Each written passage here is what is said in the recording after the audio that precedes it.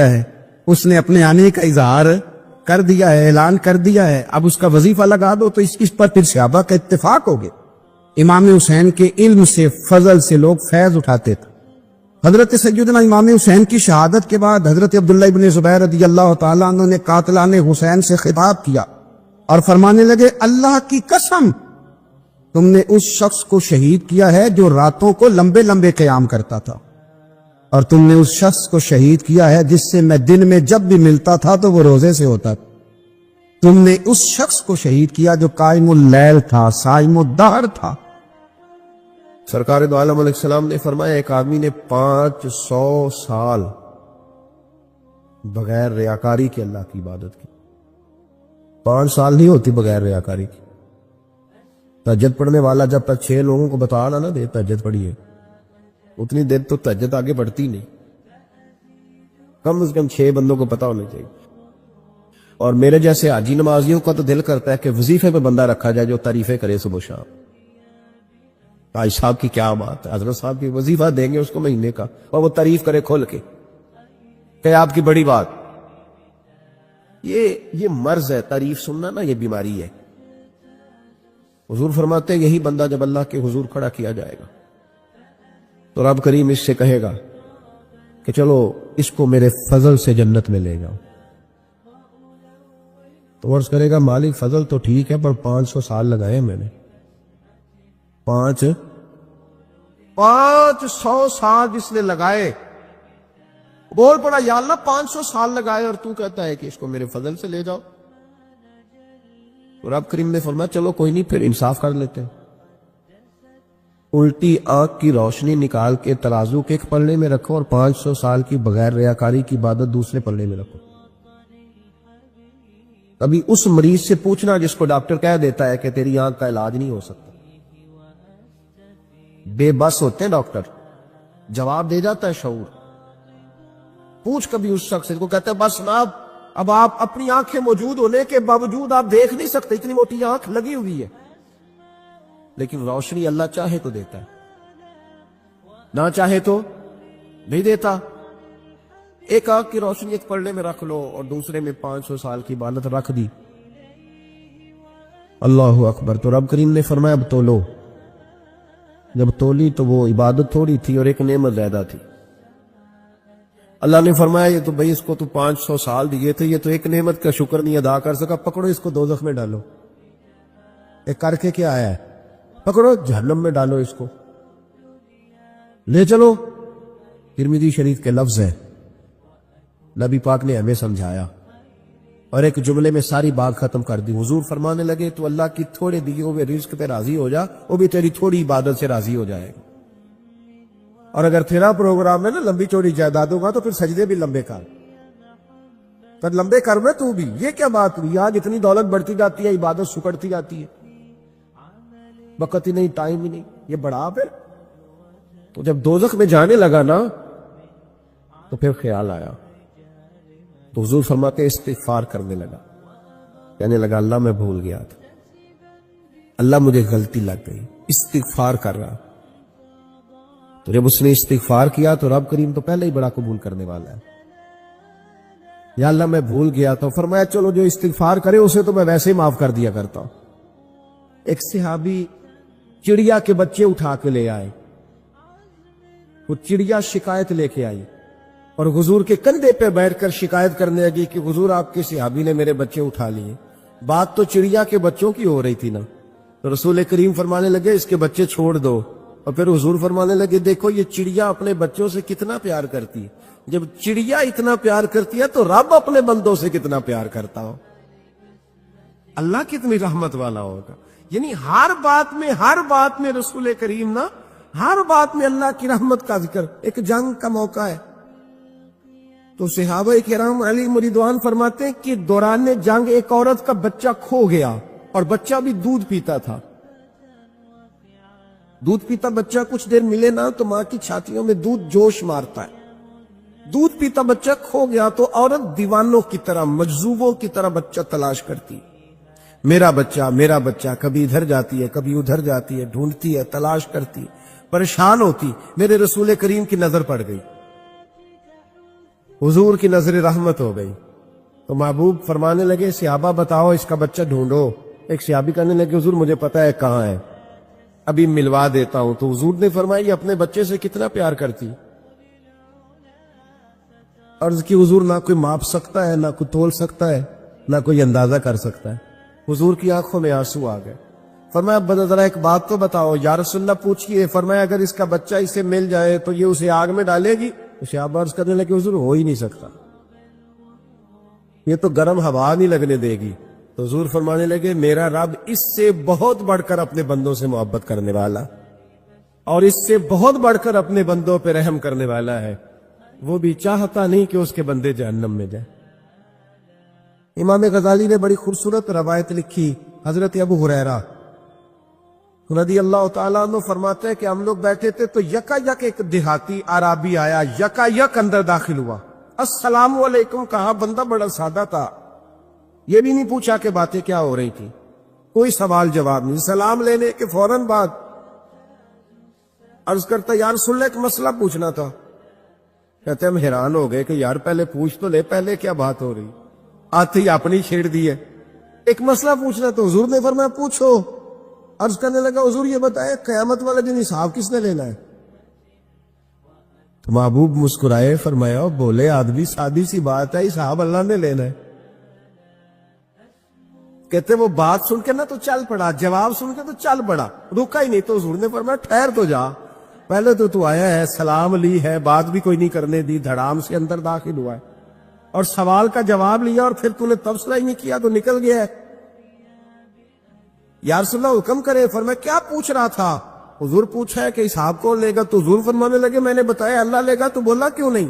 कहने लगा या रसूलल्लाह बस इतना ही पता करना था, अगर अल्लाह ने हिसाब लेना है तो फिर हमने बाची जाना है इंशाअल्लाह। था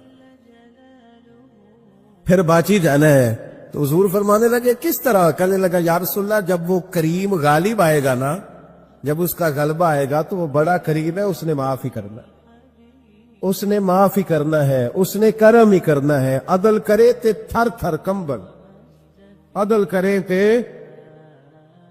फिर थर थर कंबल उच्चियां शाना वाले, ते फजल करें ते बख्शे जावन मेरे जय मुंह काले। फरमाया उसने माफ ही करना है। हजरत अबू हुरैरा कहते हैं कि हुजूर ने फरमाया ठीक है तू जा। वो चला गया तो हुजूर रोने लगे। फरमाते हमने अर्ज की हुजूर क्या हुआ। तो महबूब फरमाने लगे बंदा बड़ा सादा था पर बात बड़ी खरी कर गया है, बड़ी खरी बात कर गया है। करीम जब गालिब होता है तो माफ ही फरमाता है। तो भाई सादे लोगों को भी पता था कि अल्लाह की रहमत की बात हमारे घरों में, हमारी गुफ्तगू में, हमारा एक दूसरे से मिलना, नाराज ना होना, मायूसी की बातें करते हैं। मायूसी, मैं इंतजार में हूं, मैं इंतजार में हूं कि कोई बंदा मुझे मिले और आके कहे मैं बड़ा राजी हूं, बताए अल्लाह का शुक्र कैसे कर दो। मैं इंतजार में हूं, इतने सालों में मुझे बंदा कोई नहीं मिला, जो मिला उसने यही कहा परेशान बड़ा हूं दुआ कर दे। बड़ी अजियत है, सबसे ज्यादा मैं ही तंग हूं। कुछ करे, कोई वजीफा बताए, कोई तावीज दे, कोई मिले ना यार, कोई मिले, कोई कहे कि अल्हम्दुलिल्लाह ताला। और मैंने तालीम के लिए सिर्फ और इज़हारे नेमत के लिए, तशक्कुर के लिए कई दफा आपके सामने ये कहा है कि अल्हम्दुलिल्लाह जिस तरह के उस्ताद मुझे मिले शायद किसी को न मिले, और मैंने इज़हारे तशक्कुर के तौर पर कहा है फिर किस तरह के शागिर्द मुझे मिले हैं इतने अच्छे फरमा बरदार शायद किसी को न मिले, और जिस तरह के सादे और दरवेश माँ बाप अल्लाह ने मुझे अता फरमाए। अब तो बड़ा तेज लोगों का जमाना है ना, शायद कहीं मुयस्सर आए। और मैं कहा करता हूं इतने फरमा बरदार मुरीद भी नहीं मिलते। लोग तो कहते हैं फरमा बरदार नहीं मिलते, हमें अल्हम्दुलिल्लाह फरमा बरदार, ताबेदार हर लिहाज से अच्छे मिले।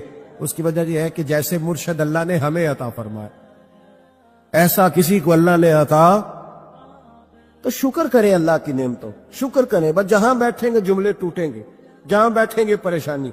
मुझे कुछ बंदे ऐसे मिलते हैं दुनिया में जो सिर्फ वो अकेले ही ठीक है, यानी अब्बा जी ने भी जुल्म ही किया सारी जिंदगी, अम्मा ने भी जुल्म ही किया, उस्ताद भी सारे गलत मिल गए और हर बंदा ही उन्हें, और फिर बाद में औलाद मिली तो नाफरमान ही मिल गई। तो मैं कहता हूं यार ये हो नहीं सकता। वैसे बहरहाल चलो अगर तू कहता है तो बात समझ में आती है कि हो सकता है कोई सानेहा ऐसा हो गया हो।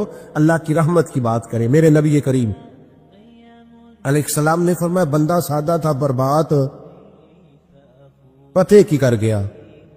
یہاں تک لکھا امام صفوری نے کہ قیامت کے دن اللہ ایک بندے کے لیے دوزخ کا حکم دے گا. بندہ جہنم کی طرف جا رہا ہے, فرشتے زنجیریں ڈال کے کھینچ کر لے جا رہے ہیں. بندہ جا رہا ہے دوزخ کی طرف, فرشتے کھینچتے ہیں تو پھر مڑ کے پیچھے دیکھتا ہے. توجہ ہے میری بات پر؟ ادھر دیکھنا ذرا. وہ کئی دفعہ کسی کو کھینچتے ہیں نا تو مڑ مڑ کے پیچھے دیکھتا ہے. چلو آپ کو سمجھاتا ہوں, سمجھ آ جائے گی. وہ جب سکول جانے کو دل نہیں نہ کرتا تھا جی, ان کے لیکچر دینے نا اپنے بچیاں نو, اور بڑا 1.5 گھنٹے کا, بچے ناراض نہ ہو جائے. جب وہ کبھی جس نلائق کا سکول جانے کو دل اور اس کو کھینچتے تھے تو وہ پلٹ پلٹ کے پیچھے جاتا نہیں. اسی طرح مدرسے میں بھی جب آتے ہیں تو کئی بچے ایسے ہوتے ہیں جو آتے نہیں تو کھینچ کھینچ کے نہیں لے جاتے کئی دفعہ.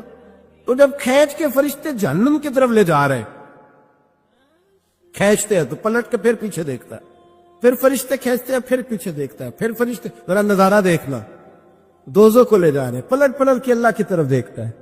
دوزخ کا دروازہ آ گیا, پھر پیچھے دیکھ رہا ہے. رب کریم نے فرمایا اسے واپس بلاؤ, رحمت دا دریا الہی, بلاؤ اسے واپس. واپس آیا. اللہ نے فرمایا بتا تو پلٹ پلٹ کے کیا دیکھتا تھا؟ ویسے اللہ کو نہیں پتا کیا دیکھ رہا ہے, کیا دیکھ رہا تھا. تو رو پڑا, عرض کرنے لگا مالک میرا یقین تھا کہ تو بڑا ہی کریم ہے. اللہ میرا ایمان تھا تو بڑا رحیم ہے. اللہ میرا ذہن تھا تو معاف کرنے والا ہے. جب فرشتے کھینچتے تھے نا تو شیطان مجھے کہتا تھا اب تو جہنم میں جائے گا, پر میرا یقین کہتا تھا نہیں, رب نے معاف کر دینا ہے, اللہ نے معافی دے دینی ہے, بخشا جاؤں گا. پھر شیطان کہتا تھا جب فرشتے کھینچتے تھے, میں کہتا تھا نہیں معافی مل جائے گی. یا اللہ دوزخ کا دروازہ آ گیا پر میری امید نہیں ٹوٹی. اللہ دروازہ جہنم کا آ گیا پر میری امید نہیں ٹوٹی.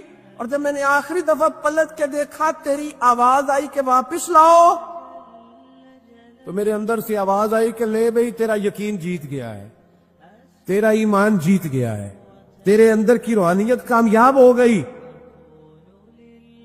بندے اور رب کی باتیں ہو رہی ہیں تو فرشتے چپ کر کے کھڑے ہیں.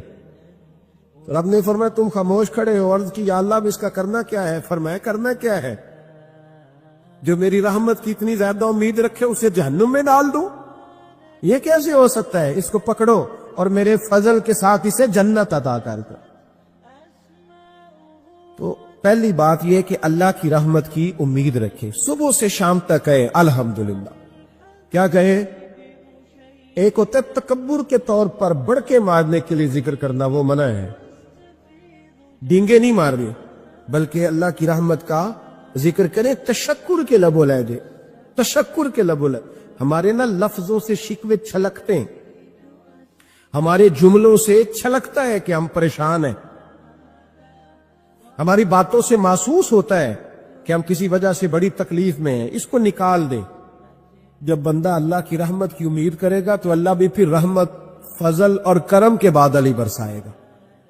دوسری بات ہمارے بزرگوں نے لکھی ہے, اگر اللہ کے قرب کا رستہ طے کرنا ہے تو وہ اس طرح ملے گا کہ اللہ کے ہر فیصلے پہ راضی ہو جاؤ. جہاں اللہ نے مجھے بٹھایا میں راضی ہو جاؤں, جہاں اللہ تبارک و تعالیٰ نے میرے بھائی کو بٹھایا ہے وہاں میرا بھائی راضی ہو. جہاں جہاں اللہ نے ہمیں بٹھایا ہے ہم اس جگہ پہ راضی. معاملہ پتہ کیا ہے؟ ہم اپنی مرضی کا فیصلہ چاہتے ہیں, مرضی تو اللہ کی چلے گی, مرضی اللہ کی چلے گی. میرے رسول کریم علیہ السلام نے صحابہ سے پوچھا تم کون ہو؟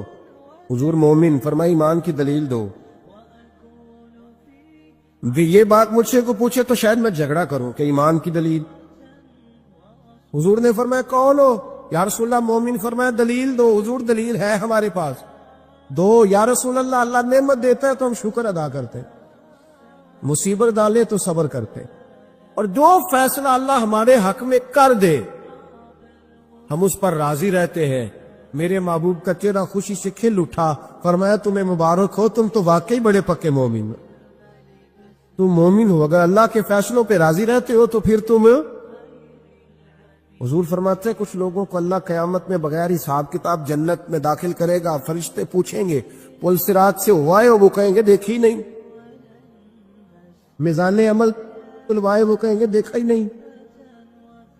کیسے یاد ہے؟ تو کہیں گے خدا کے فضل سے یاد ہے۔ فرشتے پوچھیں گے تمہارا عمل کیا تھا؟ وہ کہیں گے کچھ بھی نہیں، عام لوگوں کی طرح نماز پڑھتے تھے، روزہ رکھتے تھے، حج فرض ہوا تو کیا، زکوٰۃ اگر ہمارے اوپر لاگو ہوئی تو دی، عام روٹین کے معاملات۔ تو فرمائے اتنی بڑی فضیلت کے بغیر حساب کتاب جنت، کوئی تو وجہ ہوگی۔ تو بندے عرض کریں گے وجہ ایک ہی تھی کہ رب جو ہمارے حق میں فیصلہ کرتا تھا ہم اس پر راضی ہو جایا کرتے، ہمیں کوئی شکوہ اس پر رہتا۔ علامہ ڈاکٹر محمد اقبال رحمت اللہ علیہ، توجہ ہے میری بات پر؟ ادھر دیکھنا ذرا میری طرف، اللہ آپ کو خوش رکھے۔ کچھ لوگ نا جی کہتے ہیں ڈاکٹر اقبال نے داڑھی کیوں نہیں رکھی تھی؟ تو جی غلطی کی علامہ اقبال نے، رکھنی چاہیے تھی ادھر۔ ناراض ہو گیا آپ لوگ؟ جو جس کی غلطی ہے وہ اس کی یہ غلطی ہو گئی ان سے، انہوں نے نہیں ٹھیک کیا۔ اب اقبال کے داڑھی نہ رکھنے سے کیا سنت کی مخالفت پر اسے ڈگری دی جائے گی؟ وہ میں ہی کیوں نہ ہوں، جو کام خلاف سنت ہے وہ بہرحال۔ لیکن میرا سوال یہ ہے کہ اقبال نے صرف داڑھی نہیں رکھی، باقی سارے کام اچھے کیے، تو آپ باقی کے تو سارے اچھے کر لینا۔ اقبال نے جو کام کیا، جو دین کا درد دیا، جو پیغام دیا، جو جد و جہد کی، اس کو تو سمجھ لو نا۔ مطلب صرف داڑھی پہ آ کے دلیل پکڑتے ہو۔ علامہ اقبال نے مکان بھی نہیں بنایا اپنا، کتنا بڑا آدمی ہے، کوئی جائیداد ہے اس کی؟ تسی بھی چھڈو مکان سارے۔ اقبال وہ دیکھیں نا، بابے بلے شاہ کی لوگ مثال دے دیں کہ بابا صاحب مجذوب آدمی تھے، تو بابا صاحب کے حصے میں تو کئی مربع زمین آتی تھی، وہ بھی انہوں نے نہیں لی۔ ہمارا ملانگ روٹی کا اس کو پتا ہے، نوٹوں کا بھی پتا ہے کہ 5000 والا کون سا ہے، 100 والا کون سا ہے، باقی ٹائم وہ بابا بلے شاہ بن جاتا ہے۔ یہ کون سا سٹائل ہے کہ مرضی کی چیز آئی تو قابو کر لی؟ تو ڈاکٹر اقبال نے یہ درست کیا، لیکن اس کے باوجود ہمارا نظریہ ہے کہ اللہ اس کی یہ خطا معاف کرائے گا، پر بندہ بڑا باکمال تھا، یہ بڑی خوبی تھی، اور اس میں بھی کچھ حکمت ہوگی، کچھ باتیں ایسی انہوں نے لکھی ہیں بعض جگہوں پہ۔ لیکن اقبال کی جو معرفت ہے، جو حسن ہے، جو وقار ہے ان کے لب و لہجے میں، اس کا انکار کیا جا سکتا نہیں۔ لیکن اس کو ہم ڈیفینڈ بھی نہیں کرتے، جو کسی میں کوئی کمزوری ہے وہ بہرحال اس کی۔ وہ ایک سوال بڑا اٹھتا تھا، لوگ کہتے تھے کہ آپ روز داڑھی کی بات بھی کرتے ہیں اور علامہ اقبال کی بات بھی کرتے ہیں، تو میں نے آج اس کی وضاحت کر دی۔ حضرت مولا علی شیر خدا رضی اللہ تعالیٰ عنہ ارشاد فرماتے کہ ایک عربی نبی پاک صلی اللہ علیہ وسلم کی بارگاہ میں آیا اور اس نے بار بار سوال کیا، بار بار حضور سے سوال کرنے لگا۔ سرکار کی عادت تھی کہ جب آپ کی طبیعت مبارک، مزاج مبارک بڑا ٹھنڈا ہوتا تھا تو آپ سوالوں کے جواب دیتے، اور جب کوئی سوال کا جواب نہ دینا چاہتے تو خاموش ہو جاتے۔ لیکن اس نے بار بار اصرار کیا نا۔ یہ مجموع الزوائد میں حدیث موجود ہے، راوی ہے مولا علی شیر خدا۔ دیکھیں حضور کا نور دینے کا شوق کتنا ہے۔ نبی پاک صلی اللہ تعالی علیہ وسلم سے جب اس اعرابی نے بار بار سوال کیا نا، تو پھر حضور خود فرمانے لگے چل پھر مانگ، تو کیا مانگتا ہے؟